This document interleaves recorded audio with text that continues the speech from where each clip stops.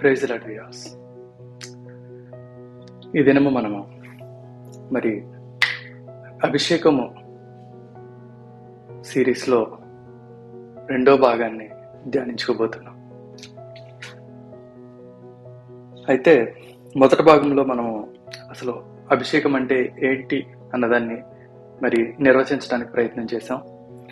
అలాగే అభిషేకము ఎట్లా పనిచేస్తుంది, అది మన ఆత్మలోనికి ఎలాగొస్తుంది, అది మన తలంపుల్లోనికి ఎలాగొస్తుంది, అలాగే మన శరీరంలోనికి ఎలాగొస్తుంది, మన జీవితంలో అభిషేకము ఏ రకంగా పనిచేస్తుంది అన్న వాటి గురించి మరి మనం ధ్యానించడం జరిగింది.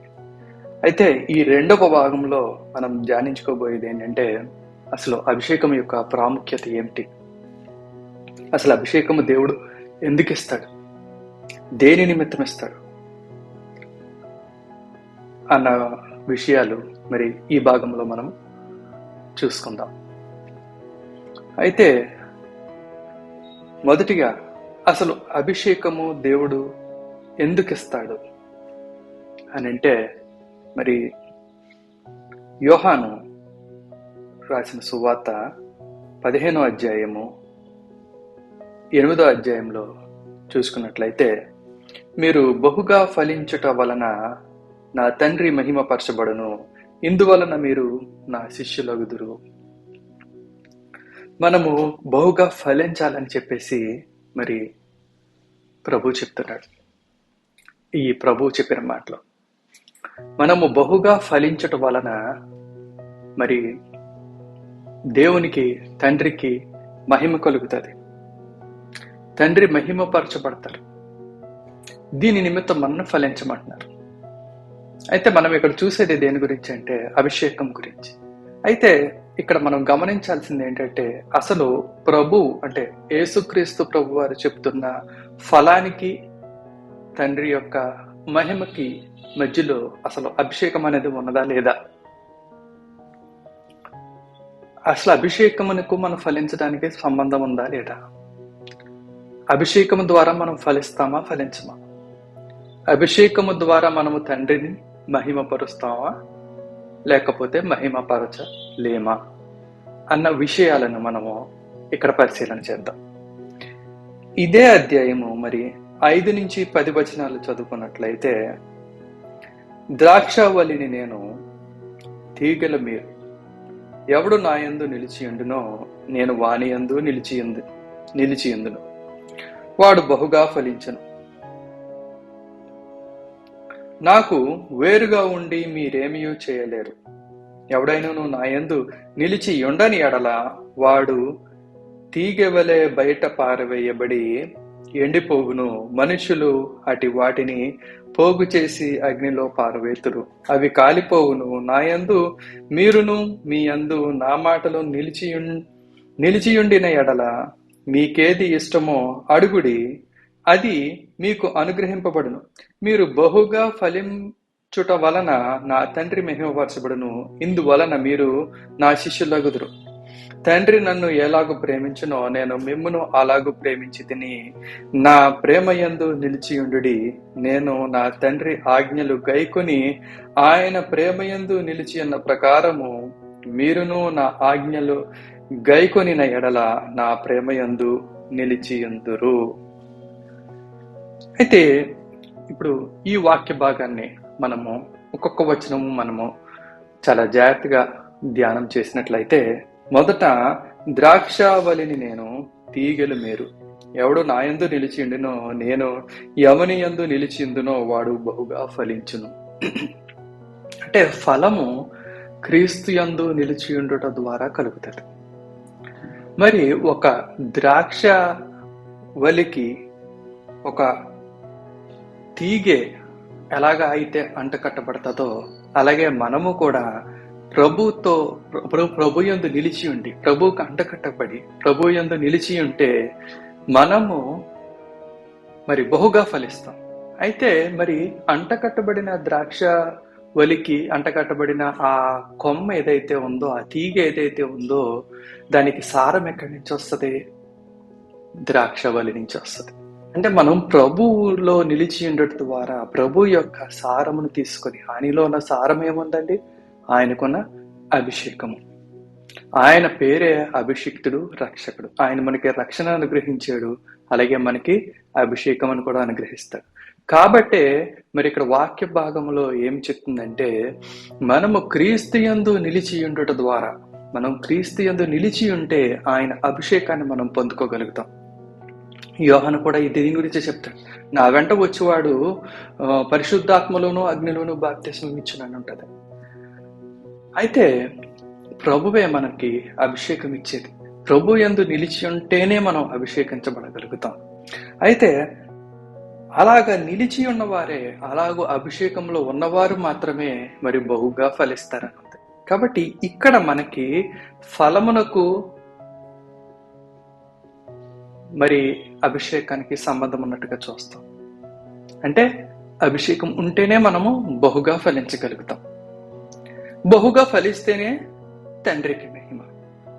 మనము బహుగా ఫలించి తండ్రికి మహిమ కలుగు చేయు వారముగా ఉంటేనే మరి క్రీస్తు యొక్క శిష్యులు మగుతాం.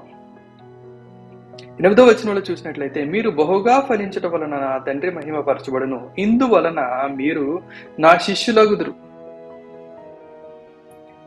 కాబట్టి ప్రభుకి మనము శిష్యులుగా ఉండాలన్నా, తండ్రిని మహిమపరచాలన్నా, అధికంగా ఫలించాలన్నా కూడా ముందు మనము క్రీస్తులో అంటకట్టబడి ఉండాలా, ఆయన సారమును పొందుకోవాలా, లేదా ఆయన అభిషేకమును మనము, ఆయన యొద్ద నుండి అభిషేకమును మనం పొందుకోవాలా.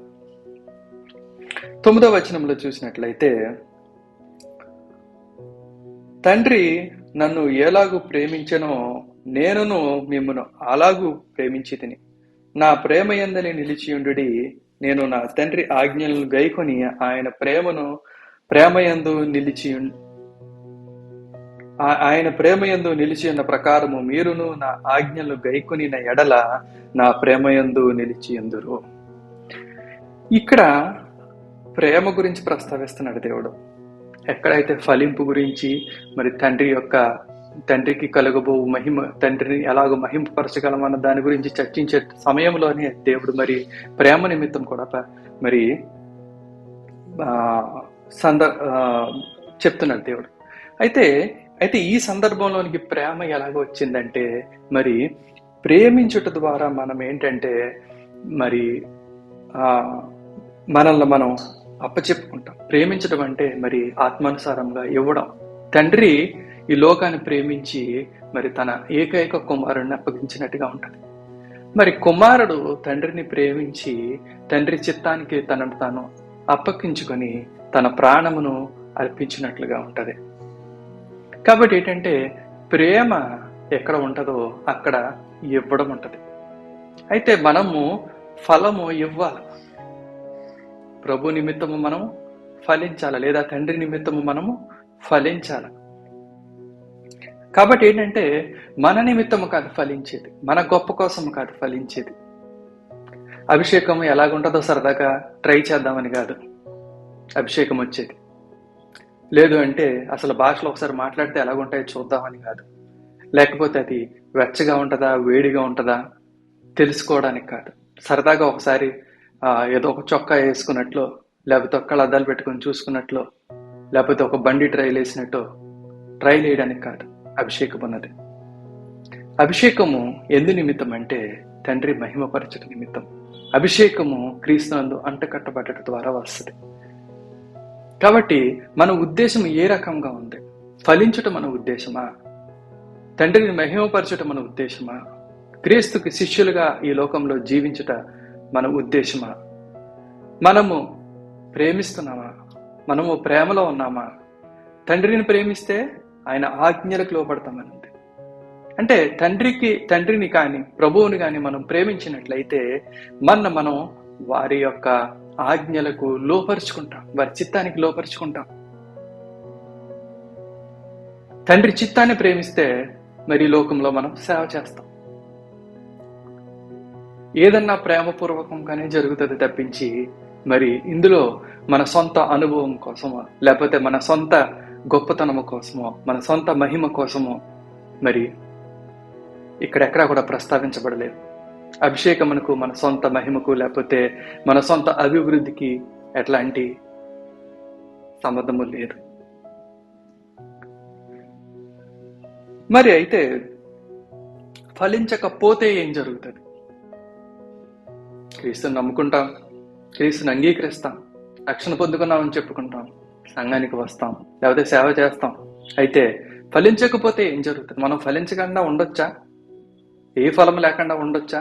తండ్రికి పెద్దగా మహిమ కలగాల్సిన అవసరం లేకుండా ఏదో ఒక సాధారణ క్రైస్తవుడిగా మనం బతకడానికి అవకాశం ఉన్నదా అన్నది మనం చూసినట్లయితే, ఎవడైనా నా యందు నిలిచి ఉండని ఎడల వాడు తీగవలే బయట పారవేయబడి ఎండిపోవును. అంటే ప్రభుతో అంట కట్టబడి ప్రభు నుంచి మనము నిజముగా ఏ సారము పొందుకోకుండా, అంటే మనము మరి క్రైస్తవులమని చెప్పుకుంటూ, విశ్వాసులమని చెప్పుకుంటూ ఎలాంటి ఫలము లేకుండా కానీ మనము ఉన్నామంటే మరి అది నిజంగా మరి క్రీస్తునందు నిలిచి ఉన్నట్టు కాదు. ఆయన యందు నిలిచి ఉంటే ఫలించకపోవడం అసాధ్యం. కాబట్టి మనము ఫలించటం లేదంటే ఆయనలో నిజంగా నిలిచి ఉండట్లేదని అర్థం. అయితే అలాంటి తీగ ఏమవుతుందంటే, ఎవడైనాను నా యందు నిలిచి ఉండని ఎడల వాడు తీగ వలె బయట పారవేయబడి ఎండిపోవడం జరుగుతుంది, బలహీనపడడం జరుగుతుంది, నశించిపోవడం జరుగుతుంది, అభివృద్ధి ఉండదు, ఎండిపోవును. మనుషులు అటు వాటిని పోగు చేసి అగ్నిలో పారవేతురు, అవి కాలిపోవును. ఈ దినములలో మరి జరిగేది ఇదే. క్రైస్తవులు నశించిపోతున్నారు, క్రైస్తవులు బలహీనులుగా చెదరగొట్టబడుతున్నారు, క్రైస్తవులు మరి ఏమీ ఫలము లేని వారుగా, బలహీనులుగా. బలమైన వారుగా ఎవరు చూస్తారు క్రైస్తవులు? గొప్ప ఫలవంతులుగా ఎవరు చూస్తారు క్రైస్తవులు? అభివృద్ధి చెందిన వారిగా, మరి ముఖ్యంగా మన దేశంలో మరి క్రైస్తవులు నలిగిపోవడానికి, కాల్చివేయబడడానికి, చంపివేయబడడానికి, తరిమివేయబడడానికి, బెదిరించడానికి గల కారణం ఏమిటంటే మనం ఫలించకపోవడం.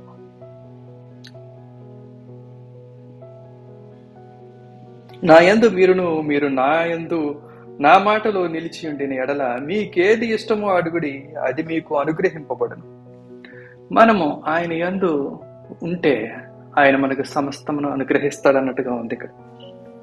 అయితే ఇక్కడ మరి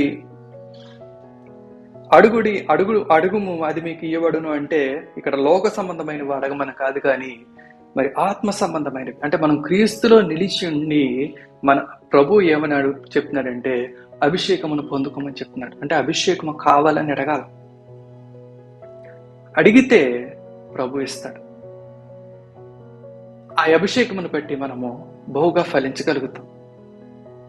ఊరికినే నాకు ప్రవచన వరం కావాలా, లేకపోతే నాకు దర్శన వరం కావాలా, జరగబో సంగతులు నాకు తెలియచేయబడాలా, లేకపోతే నన్ను అందరూ ఒక గొప్ప విశ్వాసిగా చూడాలంటే నాకు ఒక వరం ఉండాలా అని అనుకోవడం చాలా తప్పు పద్ధతి.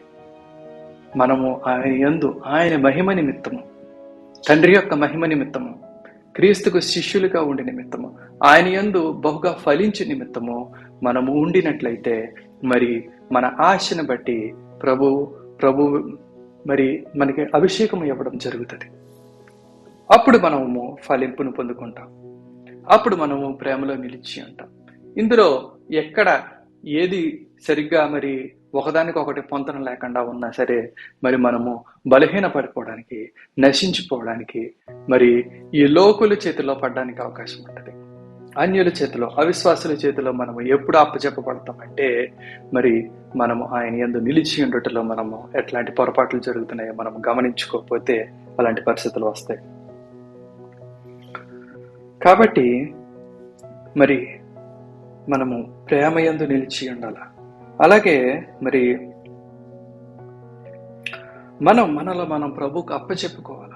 ఎవరైతే ప్రేమ యందు నిలిచి ఉంటారో మరి ప్రభు చిత్తాన్ని నెరవేరుస్తారు. అలాగే వారి చిత్తాన్ని మరి ప్రభుకు అప్పచెప్పుకొని ఆయన చిత్తం నెరవేర్చడం మీద మరి ఆసక్తి చూపిస్తారు. అలాగే మరి వారి సమయమును, అలాగే మన బలమును, మన చిత్తాన్ని ప్రభుకు అప్పచెప్పుకుంటాం. ఒక మాటలో చెప్పాలంటే ప్రభుకు లోబడతాం అన్ని విధాల. అన్ని విధాల ప్రభుకు లోబడి మరి ఆయన చిత్తమును నెరవేరుస్తాం. అలాంటి స్థితిలో మరి అభిషేకము మరి బహుగా పనిచేయడానికి, అభిషేకము మనము అడిగిన అభిషేకం మనం పొందుకోగలడానికి అవకాశం ఉంటుంది. అయితే ఇదే విషయము మరి మత్తయి సువార్త 10వ అధ్యాయము 38, 39 వచనాల్లో కూడా మరో విధంగా చెప్పబడింది. అది ఎలాగంటే, తన సిలువను ఎత్తుకొని నన్ను వెంపడింపని వాడు నాకు పాత్రుడు కాడు, తన ప్రాణము దక్కించుకుని వాడు దాన్ని పోగొట్టుకొనును గాని నా నిమిత్తము తన ప్రాణము పోగొట్టుకుని వాడు దానిని దక్కించుకొనును. ఇక్కడ తన సిలువని ఎత్తుకొని ఎవరో సిలువను ఎత్తుకుంటే కాదు, ఎవరో గొప్ప సేవకుడని ఆయనకి లాగా ఉండాలని ఆయన సిలువను ఎత్తుకుంటే కాదు, లేకపోతే ఎవరికో పెద్ద సంఘం ఉందని ఆయనకిలాగా మనం ఉండాలని ఆయన సిలువను ఎత్తుకుంటే కాదు. ప్రభు మనకి ఏ భారాన్ని ఇచ్చాడు, ప్రభు మన దేని నిమిత్తము మరి మన పిలిచాడు, ప్రభు మనకి దేన్ని అప్పచెప్తున్నాడు, ఏది చేసే శ్రద్ధను ఆసక్తిని మనలో ఉంచాడు. ఇంకొకళ్ళని మరి అన్వయించే ఇదిగా మనని ఉంచలేదు ప్రభు అందరినీ కూడా చాలా అందరినీ ఏకరీతిగా సృష్టించలేదు. ఒక్కొక్కరు ఒక్కొక్క రకంగా కనబడతారు. ఒక్కొక్కరికి ఎవరికి కూడా పోలిన మనుషులు ఉంటారు, కానీ వారిలోనూ కూడా 100% ఒకే విధంగా ఉంటారు.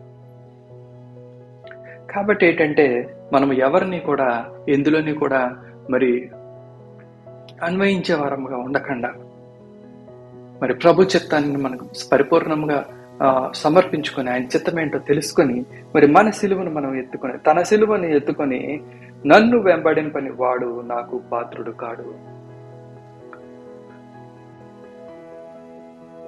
తన ప్రాణము దక్కించుకొని వాడు దానిని పోగొట్టుకొనును గాని నా నిమిత్తము తన ప్రాణమును పోగొట్టుకొని వాడు దానిని దక్కించుకొనును. అంటే మన ప్రాణమును పోగొట్టుకోవడం అంటే చచ్చిపోవడం అని కాదు. మన సమయాన్ని, మన జీవితమును ప్రభు యొద్ద సమర్పించుకోవాలి. ఊరికే సమర్పించేసుకున్నానని చెప్పేసి ఏదో ప్రార్థన చేసి మోకరించో ప్రార్థన చేసి ప్రభు నా జీవితాన్ని సమర్పించేస్తున్నానని చెప్పేసి సమర్పించేసి లెగిసిపోవడం కాదు. కానీ మరి నిజమైన సమర్పణ కలిగిన జీవితం ఏమిటంటే, మరి అనుదినము ఆయనకి సమయం ఇవ్వడం, వాక్య ధ్యానములో కానీ, ప్రార్థనలో కానీ, ఆరాధనలో కానీ ఎడతెగక ప్రభువును వెతకడం, ప్రతి విషయంలోనూ కూడా విశ్వాసం కలిగి జీవించటం, ప్రభు కొరకు కనిపెట్టుకొని ఉండడం, ఇది విశ్వాస జీవితం. అలాగూ ఎవరైతే వాళ్ళ జీవితాన్ని ప్రభుకు అప్పచెప్పుకుంటారో వాళ్ళు తమ ప్రాణాన్ని దక్కించుకుంటారంట. ఇదే మరి మనం ఇందాక చదువుకున్న వాక్య భాగంలో ప్రభు యందు నిలిచి ఉండడం అంటే, మన సొంత ఇష్టాలు, మన కోరికలు, మన ఆశలు, లోకానుసారమైనవి, మన అలవాట్లు, మన ఇష్టానుసారముగా ఉండి ప్రభునందు ఉంటున్నాం అంటే కుదరదు. నా యందు నిలిచి వాడు బహుగా ఫలించినట్టు దేవుడు. ఆయన యందు నిలిచి ఉండడం అంటే ఆయన విశ్వాసమందు, ఆయనకి ఇష్టుడిగా, ఆయన వాక్యానుసారంగా, ఆయన చిత్తానుసారంగా, ఆయన ప్రేమించి ఆయనకి మనం లోపరుచుకున్నట్లయితే ఆయన యందు నిలిచి ఉన్న వారం అవుతాం. ఆయన యందు నిలిచి ఉంటే ఆయన పేరే అభిషేక్తుడు కనుక ఆయన అభిషేకాన్ని, ఆయన ద్వారా మనం అభిషేకాన్ని పొందుకున్న వారం అయితే మనం ఖచ్చితంగా ఫలిస్తాం. తద్వారా మనం ప్రభువుకి, తండ్రికి మహిమను తీసుకురాగలుగుతాం, తండ్రిని మహిమపరచగలుగుతాం. మన కార్యములు తండ్రిని మహిమపరచాలి, మన నోరు కూడా మహిమపరచాలి. కానీ మనం ఒట్టి మాటల్లో చెప్పు వారంగా కాక మరి కార్యముల ద్వారా తండ్రిని మహిమపరచటం, ఇంకా గొప్ప రీతిగా మహిమపరచటం, ఉన్నతమైన రీతిగా మహిమపరచడం.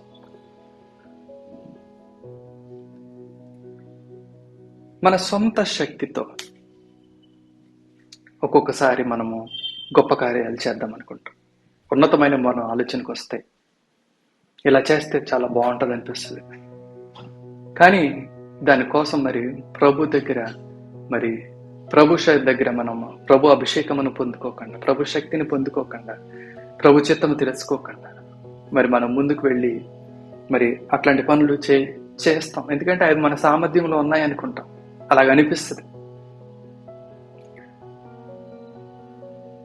అలాంటి పరిస్థితుల్లో ఏం జరుగుతుందంటే, మరి ఇందాక వాక్య భాగంలో మరి 5వ వచనంలో చూసినట్లయితే, ద్రాక్షావళిని నేను, తీగలు మీరు, ఎవడు నా యందు నిలిచి ఉండునో, నేను ఎవని యందు నిలిచి ఉండునో వాడు బహుగా ఫలించును. నాకు వేరుగా ఉండి మీరేమీ చేయలేరు. ఆయనకు వేరుగా ఉండి మనం ఏమి చేయలేం. మనంతట మనముగా లెగిసి వెళ్తే ఆ కార్యం జరగవచ్చు, జరగకపోవచ్చు. అసలు ఆ కార్యం ప్రభు చిత్తం అవ్వచ్చు, కాకపోవచ్చు. ప్రభు చిత్తం కాంది మనము మన సొంత తెలివితేటలు బట్టి, మన సొంత జ్ఞానం బట్టి మంచిదనుకొని చేసిన ప్రభు దాన్ని అంగీకరించడం, ప్రభు దాన్ని అనవసరమైన వ్యర్థమైన కార్యముగా, చేయకూడని కార్యంగా తీస్తే అది మరి అనర్థాలకు దారితీస్తుంది. కాబట్టి ఏంటంటే మనం ఆయన యందు నిలిచి ఉండాలి, పరిపూర్ణమైన సమర్పణ కలిగి ఉండాలి. అన్నీ చేసి చివరికి మన ఇష్టం వచ్చింది చేసే వరంగా ఉండకూడదు. వాక్యం చదువుతాం, ప్రార్థన చేస్తాం, అన్నీ చేస్తాం, కానీ లేచిన తర్వాత మన ఇష్టం వచ్చిన పని మనం చేస్తాం.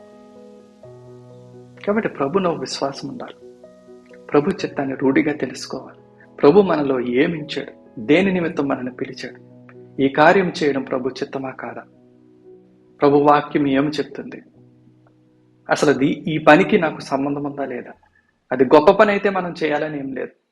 ప్రభు మనం దేనికోసం మరి నిర్మించి దేనికోసం ఈ లోకంలోనికి మనల్ని పంపించాడో ఆ పని చేయాలిగా తప్పించి ఈ లోకంలో ఉన్న ప్రతి గొప్ప పని మనం చేయాల్సిన అవసరం లేదు. ప్రతి పని కోసం దేవుడు ఒకరిని నియమించాడు. అయితే మనం చేయాల్సిన పని ఏంటో మనం తెలుసుకోవాలి. అది ప్రభుకి మరి మహిమకరంగా, ఆయన మెచ్చుకునే విధంగా ఉండాలి. ఇదే విషయము మరి యోహాను కూడా ఏమని చెప్తాడంటే, యోహాను రాసిన పత్రిక 3వ అధ్యాయం 27వ వచనంలో చూసినట్లయితే, అందుకు యోహాను ఇట్లనెను, తనకు పరలోకము నుండి అనుగ్రహింపబడితేనే గాని ఎవడనూ ఏమీ పొందనేరడు. అంటే మనం నిజంగా ఈ లోకంలో ఏదైనా చెయ్యాలంటే, ఒక మంచి కార్యము, ఒక ఘనమైన కార్యము, తండ్రికి మహిమ తెచ్చే కార్యం ఏదైనా చేయాలంటే మరి అది ఈ లోకంలో నుంచి ఈ లోకంలోకి వస్తే కాదు. ఈ లోకంలో మనం చదువుకోనో, లేకపోతే ఒక ట్రైనింగ్ అయ్యో, ఒక సర్టిఫికేట్ తెచ్చుకోనో, ఏదైనా నేర్చుకోనో ఇక్కడ చేయడం కాదు. అవన్నీ ఉండొచ్చు, అవన్నీ మరి ఆయన ప్రణాళికలో భాగమై ఉండొచ్చు. కానీ అసలు ఒక పని చెయ్యాలన్న ఆశ, ఆలోచన, బలము, శక్తి ఎక్కడి నుంచి వస్తాయంటే మరి పైనుంచి అనుగ్రహింపబడతాయి. పరలోకము నుండి అనుగ్రహింపబడితేనే, పైనుంచి పరలోకము నుంచి అనుగ్రహింపబడితేనే, దేవుడు అనుగ్రహిస్తేనే ఏదైనా జరుగుతుంది తప్పించి మరో విధంగా జరగడానికి అవకాశం లేదు. కాబట్టి ఏంటంటే మనము ఇంత ముందు భాగంలో మనం చూసాం, మొదటి భాగంలో మనం చూసింది ఏంటంటే మరి అభిషేకం అంటే శక్తి, బలము, కార్యసిద్ధి అని మనం చూసాం. అలాగే దాన్ని బట్టి చూసినట్లయితే మరి అవన్నీ ఎక్కడి నుంచి కలుగుతాయి అంటే పైనుంచి కలుగుతాయి. అవన్నీ ఎక్కడి నుంచి కలుగుతాయి అంటే క్రీస్తు యందు నిలిచి ఉండటం ద్వారా జరుగుతాయి. అవన్నీ ఎలా జరుగుతాయంటే మరి మనం ఆయనకి సమర్పించుకున్నట్టు ద్వారా, మన చిత్తంలో సమర్పించుకున్నట్టు ద్వారా జరుగుతాయి. ఆయన ప్రేమించుకున్నట్టు వలన, ఆయన ప్రేమించటం వలన మనల్ని మనం అప్పచెప్పుకుంటాం. మనం ప్రేమించుకుంటే మనం ఎవరికి అప్పచెప్పుకోలేము. ఆయన్ని ప్రేమిస్తే, ఆయన ప్రేమను మనం అర్థం చేసుకున్నప్పుడు, మరి ఆయన మనం ప్రేమించినప్పుడు మరి మనని మనం అప్పచెప్పుకుంటాం. దాని ద్వారా ఫలిస్తాం. మనం ఆయన ఇందులో ఇప్పుడు దాకా మనం ధ్యానించుకున్న వాటిలో మరి ఏది లోపించినా కూడా మరి మనం బలహీనపడడానికి, మరి అధికంగా బలహీనపడితే మరి మనం ద్రాక్షవల్లి నుండి వేరుపడడానికి, వేరుపడిన తర్వాత మరి లోకులకు చేతిలోకి వెళ్ళడానికి, తర్వాత ఏంటంటే వారు చేతిలో నశించిపోవడానికి, కాలిపోవడానికి దారి తీస్తుందని చెప్పి ఖచ్చితంగా గమనించాలి. ఇంకొక మనము ఎక్కడి నుంచి ప్రారంభించామంటే, అసలు ఫలించటానికి అభిషేకానికి సంబంధం ఉందా? ఫలించటానికి, దేవుని మహిమపరచడానికి సంబంధం ఉందా? అభిషేకానికి దేవుని మహిమ కలగడానికి, దేవునికి మహిమకరకమైన కార్యములు ఈ లోకంలో చేయడానికి సంబంధం ఉందా అన్న ప్రశ్నతో మొదలుపెట్టా. కాబట్టి ఏంటంటే ప్రభు యందు నిలిచి ఉంటేనే మనకి అభిషేకం వస్తుందని, అభిషేకం ఉంటేనే ఫలిస్తామని, బహుగా ఫలిస్తామని, బహుగా ఫలిస్తేనే మరి తండ్రికి మహిమ తీసుకురాగలుగుతామని మనము మరి ఈ మొదటి భాగంలో చూసాం, ఈ మొదటి వాక్యంలో మొదటి ధ్యానంలో చూసాం. అయితే ఇందులోనే ఇంకొంచెం లోతుగా వెళ్ళినట్లయితే మరి ఇంకా ఫలానికి మరి అభిషేకానికి ఇంకా ఏమన్నా సంబంధం ఉందా ఫలించకుండా మనం ఉంటే ఏమవుతుంది? మనం ఇందాక వేసుకున్న ప్రశ్న ప్రకారము ఫలించకుండా ఉండలేమా? మామూలుగా ప్రభువుని నమ్ముకొని, ఊరికే ప్రభువుని నమ్ముకొని, ప్రభు మంచివాడు కాబట్టి, ప్రభు మన కోసం చనిపోయాడు కాబట్టి, ఊరికే ప్రభువుని నమ్ముకొని మనం ఊరికే ఉండలేమా? ఊరికే తిని ఊరికే జీవించలేమా? ఖచ్చితంగా ఫలించాలా? ఖచ్చితంగా ఆయన కోసం రోజు ప్రార్థన చేయాలా? అదంతా బోడంత శ్రమతో కూడుకున్నది కదా. వాక్యం చదవాలా? అంత సమయం మనకి ఎక్కడ ఉంది? ప్రార్థన చేయాలా? ఎంతసేపు ప్రార్థన చేయాలా? చిత్తము నెరవేర్చాలా? ఏంటి ఆయన చిత్తము? ఇలాగా అనేకమైన ప్రశ్నలు ఉంటాయి. ఈ ప్రశ్నలన్నీ ఎవరికి కలుగుతాయి అంటే క్రీస్తులో నిలిచి ఉన్న వారికి కలుగుతాయి. అభిషేకం ఎరగని వారికి కలుగుతాయి. ఆయన నిజంగా ఎరగిన వారికి కలుగుతాయి. ఆయన ప్రేమించిన వారికి కలుగుతాయి. ఇది చాలా మందికి అంగీకారంగా ఉండకపోవచ్చు. నేను చాలా ప్రేమించానవచ్చు. మనం ఎంత ప్రేమించామో, మనం ఎంత సమర్పించుకున్నామో దాని మీద ఆధారపడి ఉంటుంది. దేవుడు విక్రింపబడదని చెప్పి మనం నోటితో చెప్తే కాదు, ప్రేమిస్తున్నామని. మనము ఎంత ప్రార్థన చేసాం, ఎంత వాక్యం ధ్యానం చేసాం, మన జీవితాన్ని ఎంత సమర్పించుకున్నాం అనే దాని మీద మన ప్రేమ ఆధారపడి ఉంటుంది తప్పించి మనం గొప్పగా మాట్లాడితే కాదు, మన మాటలు బట్టి కాదు.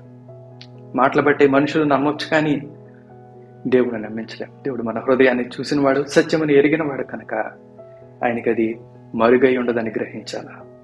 అలాగే మరి ఫలమును గురించి, అభిషేకమును గురించి, తండ్రి యొక్క మహిమ గురించి మరింత లోతుగా మనం చూసినట్లయితే, మరి మత్తయి సువార్త 25వ అధ్యాయం 14 నుంచి 30వ వచనం వరకు చదువుకున్నట్లయితే, పరలోక రాజ్యము ఒక మనుషుడు దేశాంతరమునకు ప్రయాణమై తన దాసులను పిలిచి తన ఆస్తిని వారికి అప్పగించినట్లుండును. ఇది మరి ప్రభు యొక్క ఉపమానం. అతడు ఒకనికి 5 తలాంతులను, ఒకనికి 2, ఒకనికి 1 ఎవని సామర్థ్యము చెప్పున వానికిచ్చి వెంటనే దేశాంతరము పోయెను. 5 తలాంతులు తీసుకున్న వాడు వెళ్ళి వాటితో వ్యాపారం చేసి మరి 5 తలాంతులు సంపాదించాడు. అలాగుననే 2 తీసుకుని వాడు మరి 2 సంపాదించాను. అయితే 1 తలాంతు తీసుకుని వాడు వెళ్ళి భూమి త్రవ్వి తన యజమానుని సొమ్ము దాచిపెట్టెను. బహుకాలమైన తరువాత ఆ దాసుల యజమానుడు వచ్చి వారి యొద్ద లెక్క చూచుకొనెను. అప్పుడు 5 తలాంతులు తీసుకుని వాడు మరి 5 తలాంతులు తెచ్చి, అయ్యా, నీవు నాకు 5 తలాంతులనిచ్చితివే, అవియుగాక మరి 5 తలాంతులు సంపాదించితినని చెప్పెను. అతని యజమానుడు, బడా నమ్మకమైన మంచి దాసుడా, నీవు ఈ కొంచెంలో నమ్మకముగా ఉంటివి, నిన్ను అనేకమైన వాటి మీద నియమించెదను, నీ యజమానుని సంతోషంలో పాలు పంచుకొనమని అతనితో చెప్పాను. అలాగే 2 తలాంతులు తీసుకుని వాడు వచ్చి, అయ్యా, నీవు నాకు 2 తలాంతులు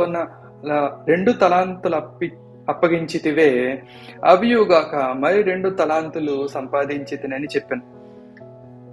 అతని యజమానుడు, బడా నమ్మకమైన మంచి దాసుడా, నీవు ఈ కొంచెంలో నమ్మకముగా ఉంటివి, నేను అనేకమైన వాటి మీద నియమించదను, నీ యజమానుని సంతోషములో పాలు పొందుమని అతనితో చెప్పాను.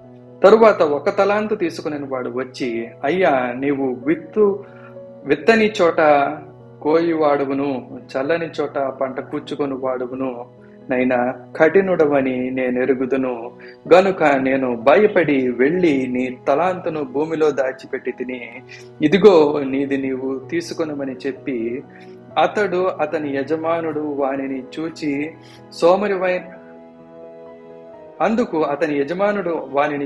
సోమరివైన చెడ్డదాసుడా, నేను విత్తని చోట కోయివాడను, చల్లని చోట పంట కూర్చుకొనువాడనని నీవు ఎరుగుదువా? అట్లయితే నీవు నా సొమ్ము సాహుకారుల యొద్ద ఉంచవలసి ఉండెను, నేను వచ్చి వడ్డీతో కూడా నా సొమ్ము తీసుకుందునే అని చెప్పి ఆ తలాంతును వాని యొద్ద నుండి తీసివేసి 10 తలాంతులు గల వానికి ఇయ్యుడి, కలిగిన ప్రతి వానికి ఇయ్యబడును, అతనికి సమృద్ధి కలుగును, లేని వాని యొద్ద నుండి వానికి కలిగినదియు తీసివేయబడును. మరియు పనికి మాలిన ఆ దాసుని వెలుపట చీకటిలోనికి త్రోసివేయుడి, అక్కడ ఏడుపును పండ్లు కొరుకుటయు ఉండుననెను. దీనికిని ఇప్పుడు మనం చదువుకున్న వాక్య భాగమునికి ఇందాక యోహాను సువార్త యోహాను సువార్త 15వ అధ్యాయము 5 నుంచి 10 వరకు చదువుకున్న వాక్య భాగానికి మరి పొంతన చూసినట్లయితే అక్కడ క్రీస్తు యందు నిలిచి ఉండని ఎడల, అంటే ఆయన యందు నిలిచి ఉంటే ఆయన అభిషేకాన్ని పొందుకుంటాం మనం. ఇక్కడ మరి సేవకుల గురించి చెప్తున్నారు. ఎవరో తెలియని మనుషులు కాదు, సేవకులు. అంటే ఆయన దగ్గర, ఆ యజమానుడి దగ్గర పనిచేసేవారు. ఈ మత్తయి సువార్త 25వ అధ్యాయంలో మనం చూసుకున్న భాగంలో మరి వారు అన్యులు కాదు, తెలియని వారు కాదు, ఆయన దగ్గర పనిచేసేవారు. అంటే అక్కడ మరి మనం యోహాను 15లో చూసినట్లయితే మరి అక్కడ కూడా అన్యులు, వేరే దేవుడు తెలియని వారు కాదు, మరి ఆయనని నమ్మిన వారే, ఆయన్ని అంగీకరించిన వారే, అయినప్పటికీ ఆయన యందు నిలిచి ఉన్నవారా కాదా అన్నది మనం చూసాం. అయితే ఇక్కడ కూడా మరి సేవకులకు మరి ఆ యజమానుడు మరి తలాంతులనిచ్చాడు. అయితే తలాంతులనిచ్చినప్పుడు మరి ఆ సేవకులను ఏమి చేయమని చెప్పాడంటే, మరి తిరిగి వచ్చేటప్పటికి మరి వాటి బాధ్యత వారికి అప్పచెప్పారు. వారు ఏం చేశారు? సేవకులు మరి వెళ్ళి మరి దానికి వారి శ్రమను జోడించారు. మరి 5 తలాంతులు కలవాడు మరి వ్యాపారం చేసి ఉండవచ్చు, లేకపోతే మరి దాన్ని వృద్ధి చేయడానికి మరి ఏ పనైనా చేసి ఉండొచ్చు, దేనికన్నా పెట్టుబడి కింద పెట్టుకుని ఉండొచ్చు. ఏదైనప్పటికీ కూడా మరి ఆ 5 తలాంతులకి తన కష్టంలో తన బుద్ధిని జత చేసి మరి మరో 5 తలాంతులు చేయడానికి మరి అతనికి కష్టపడ్డాడు.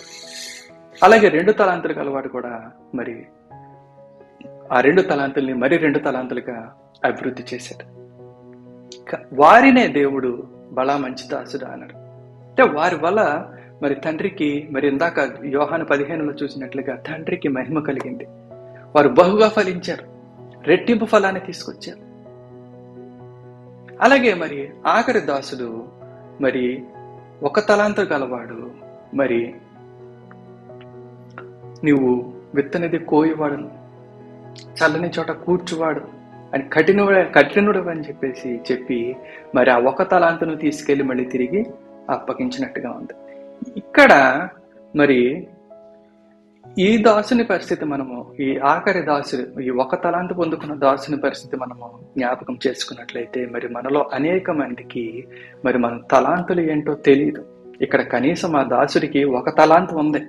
1 తలాంతుని ఎక్కడ పోగొట్టుకుంటాడో విశ్వాసమును ఉపయోగించకుండా అతను తన భయాన్ని ఉపయోగించాడు. ఈ తలాంతు పోతాదేమో, ఈ తలాంతు పోతే రేపు మళ్ళీ నా యజమానిని తిరిగి ఏమి ఇవ్వగలను? ఆయన అసలుకే విత్తని చోట కోయివాడు, చల్లని చోట కూర్చువాడు. ఈ 1 తలాంతు కూడా పోయిందంటే మరి యజమానుడు క్షమించడు. కాబట్టి కనీసం దీన్నన్నా కాపాడదాం అని చెప్పి దాన్ని దాచిపెట్టినట్టుగా చూద్దాం. అలాంటి దాసుడినే మరి యజమానుడు అప్పచెప్పకుండా, మరి యజమానుడు అంగీకరించకుండా మరి తన సేవకులకు అప్పచెప్పి మరి వెలుపట మరి అగ్నిలో పారవేయమన్నట్లుగా మనము చూస్తాం. మరి అసలు తలాంతే లేదన్నవాడి పరిస్థితి ఏంటి? ఏ సేవకుడు అన్న తలాంతు లేకుండా ఉంటాడా? తలాంతు లేని విశ్వాసి ఉంటారా? ఆయన నిజంగానే విత్తని చోట కోయివాడా, చల్లని చోట కోయివాడా? కాబట్టి ఏంటంటే ఖచ్చితంగా తలాంతు ఉండి తీరుతుంది, తలాంతు లేకుండా ఉండదు. ఆ 1 తలాంతు కలిగిన దాసుడు మరి విశ్వాసం కలిగి లేడు. అందుకు అతని యజమానుడు వానిని చూచి, సోమరువైన చెడ్డ దాసుడా, అంటే ఈ 1 తలాంతు ఉండి మరి ఆ తలాంతుతో పని చేయని వాడిని ఏమన్నారంటే దేవుడు సోమరి.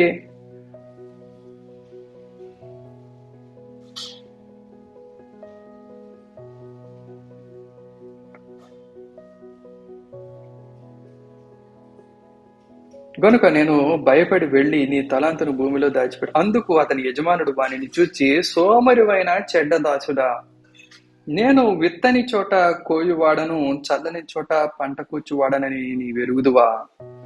అంటే ఇక్కడ ఈ దాసుడికి ఏంటంటే సోమరితనం, బలమైన ప్రయత్నం చేయలేడు.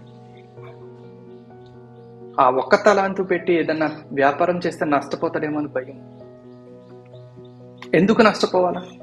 నష్టపోకుండా అతని బలాన్ని వెచ్చించి బలముగా నష్టాన్ని ఎదుర్కోలేడు. అతనికి తెలుసు. అందుకనే భయపడి మరి ఆ ఒక్క తలాంతును దాచిపెట్టాడు.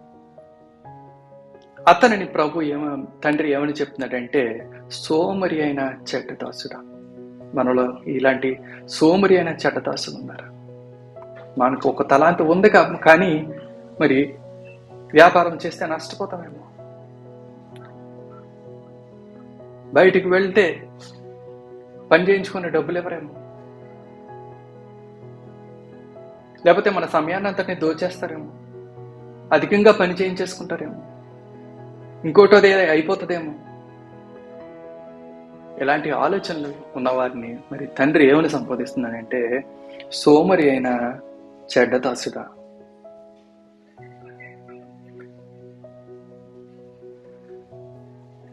అట్లయితే నీవు నా సొమ్ము సాహుకారుల యొద్ద ఉంచవలసి ఉండెను, నేను వచ్చి వడ్డీతో కూడా నా సొమ్ము తీసుకుందినే అని చెప్పి ఆ తలాంతును వాని యొద్ద నుండి తీసివేసి 10 తలాంతులు గల వానికి ఇయ్యుడి. కలిగిన వాని ప్రతి వానికి ఇయ్యబడును, అతనికి సమృద్ధి కలుగును. లేని వాని యొద్ద నుండి కలిగినది తీసివేయబడును. మరియు పనికి మాలిన ఆ దాసుని వెలుపట చీకటిలోనికి త్రోసివేయుడి, అక్కడ ఏడుపును పండు కొరుకుటయు నుండు. అంటే అక్కడ శ్రమ ఉంటుందని చెప్తున్నాను. అంటే ఆయన శిక్షిస్తారు. ఇక్కడ మరి మనం ఇందాక యోహాను 15లో చూసినట్లయితే మరి ఆయన నుండి ఫలింపని కొమ్మ తీసివేయబడినప్పుడు మరి అక్కడ మనుషులకి ఇచ్చి మనుషుల చేత కాల్చివేయబడినని ఉంటుంది. ఇక్కడ మరి ఏడుపును పండ్లు కొరుకుటని ఉండదు. ఈ ఏడుపు పండ్లు కొరుకుట ఎవరి వల్ల కలుగుతుంది?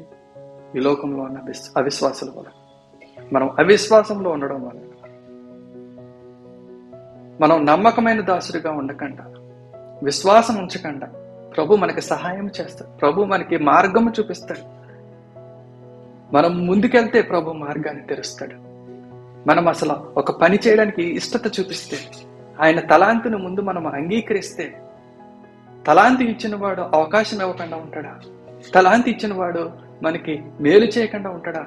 తలాంతి ఇచ్చిన వాడు మనకి లాభము దయచేయడా?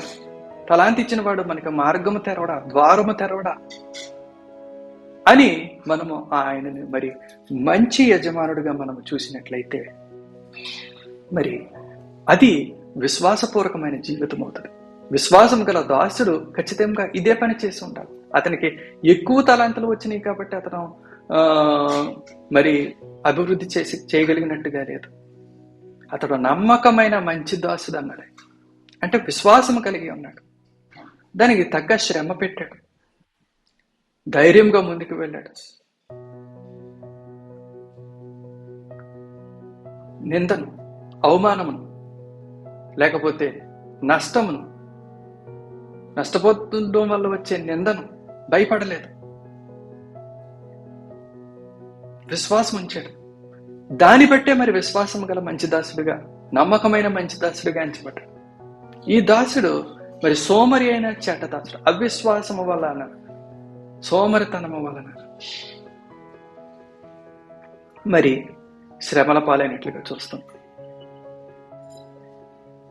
అయితే ఇక్కడ మరి అభిషేకము ఇందులో ఏమి పాత్ర పోషించిందని మనం చూస్తే,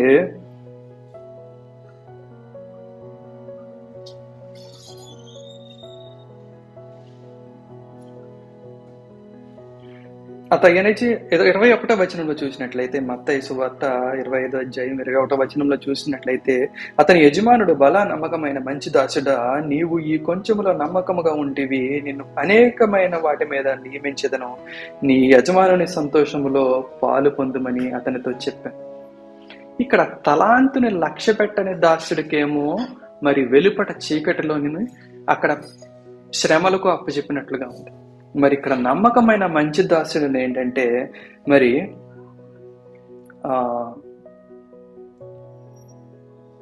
కొంచెంలో నమ్మకముగా ఉంటివి, నిన్ను అనేకమైన వాటి మీద నియమించదను. అనేకమైన వాటి మీద నియమించదను.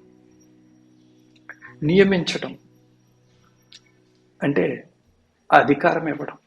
అనేకమైన వాటి మీద మరి ఆ దాసుడికి అధికారం ఇస్తున్నాడు. అలాగే 2 తలాంతులు గల దాసునికి కూడా మరి అనేకమైన వాటి మీద మరి అధికారినిగా చేసినట్లుగా చూస్తాం. నీవు నా సంతోషంలో పాలు పంచుకును, నీ యజమానుని సంతోషంలో పాలు పంచుకును. అంటే క్రీస్తు యొక్క విజయములో మనం పాలు పంచుకుంటాం. ఆయనతో పాటు అధికారము కలిగి ఏలుబడి చేస్తాం ఈ లోకంలో. అది సంతోషకరమైన మరి విశ్వాస జీవితం. విశ్వాస జీవితంలో మనము ఎప్పుడు మరి సక్సెస్ అవుతామంటే మనము ముందు ఇవ్వబడిన తలాంతుల విషయంలో మనము మరి నమ్మకముగా ఉండాలి. నమ్మకముగా ఉండి ఆ తలాంతులను అభివృద్ధి చేయాలి, శ్రమను జోడించాల, తెగింపు కలిగి ఉండాల, ప్రభు మీద విశ్వాసం ఉంచాల, ప్రయత్నం చేయాల.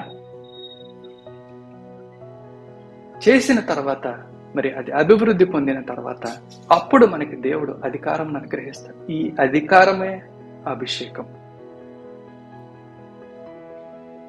ఇక్కడ మనకి అభిషేకము మరి మన సందర్భంలోనికి వచ్చింది. క్రీస్తు యొక్క అభిషేకం మనకి అప్పుడు కలుగుతుంది. అప్పుడు మనం ఆయనతో పాటు కలిసి మరి ఆయన సింహాసనంలో మనము, ఆయన ఏలుబడిలో మనము, అది ఆయన అధికారంలో మనము భాగం సంపాదించుకున్నట్టు, అంటే ఆయన అభిషేకంలో మనము భాగం సంపాదించుకున్నట్టు, ఆయన దగ్గర నుంచి మనం అభిషేకమును పొందుకున్నట్టు అప్పుడు అసలైన సంతోషకరమైన విశ్వాస జీవితము ఉంటుంది.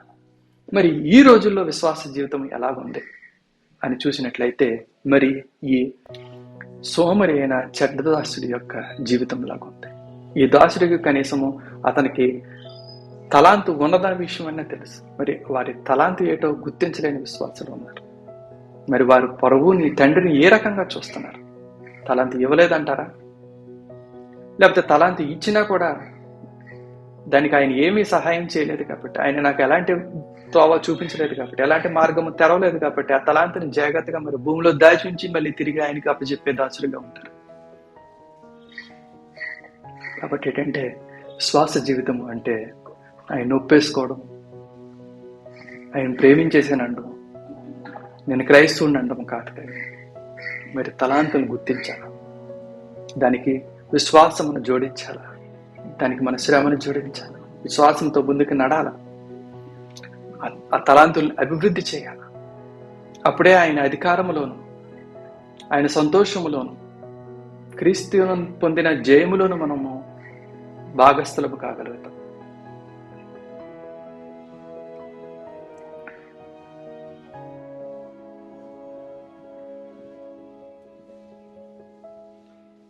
దేవుడు మనని ఇందు నిమిత్తమే అభిషేకిస్తాడు.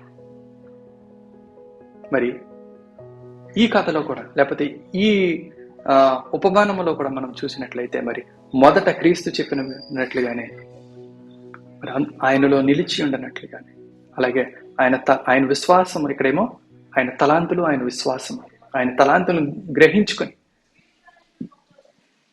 మరి మన ప్రయత్నాలు యందు విశ్వాసం ఉంచి ఆయన తలాంతులను అభివృద్ధి చేసి తిరిగి ఆయనకి అప్పచెప్పడం ద్వారా, అంటే ఈ ప్రయాణం అంతా ఈ విశ్వాస జీవితము, అది విశ్వాస జీవితము, విశ్వాసుని యొక్క నడక. అక్కడ మరి నా యందు నిలిచి ఉన్న ఎడల, అంటే ఆయన యందు నిలిచి ఉంటే, అంటే ఆయన దగ్గర నుంచి అభిషేకము పొందుకుంటే, ఇక్కడ అనేకమైన వాటి మీద నిన్ను నియమిస్తానంటాడు. అక్కడ అధికమైన ఫలం. 5 తలాంతులను ఇంకో 5 చేస్తే అది అధికమైన ఫలము కాదు. అక్కడ తండ్రికి మహిమ కలగదు. అక్కడ కేవలము జరిగేది ఏంటంటే మన విశ్వాసమునకు మరి అది ఒక సూచన. విశ్వాసం ఉంది, విశ్వాసం పనిచేస్తుంది అనడానికి అది సూచన.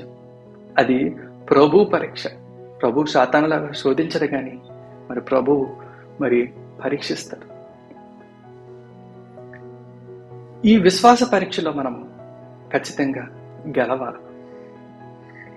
దీనికి ధైర్యం కావాలి, సోమర్తనం కాదు, ఏ పని లేకుండా కూర్చోవడం కాదు, ఏ తలాంతో తెలియదండం కాదు. అలాగన్నట్లయితే మరి ఏడుపుకి, పండ్లు కొరుకుటకి అప్పగించబడతారు, అగ్నిలో కాల్చివేయబడతారు, శ్రమల్లో నలగొట్టబడతారు, ఆయన సంతోషంలో పాలు పంచుకోలేరు, ఏ అధికారము నియమింపబడదు. ఇంకో మాటలో చెప్పుకోవాలంటే మరి ఏ అభిషేకము అనుగ్రహింపబడదు. అలాగే మరి ఆదికాండములో చూసినట్లయితే ఆదికాండము మొదటి అధ్యాయం 28వ వచనంలో కూడా ఇలాగే చెప్పబడింది. ఆయన ఏం చెప్తాడంటే, దేవుడు వారిని ఆశీర్వదించను, ఎట్లనగా మీరు ఫలించి అభివృద్ధి పొంది విస్తరించి భూమిని నిండించి దానిని లోపరుచుకునుడి. ఇక్కడ ఫలించమంటున్నాడు, అభివృద్ధి చెందమంటున్నాడు, విస్తరించమంటున్నాడు, సమస్తాన్ని లోపరుచుకోమంటున్నాడు.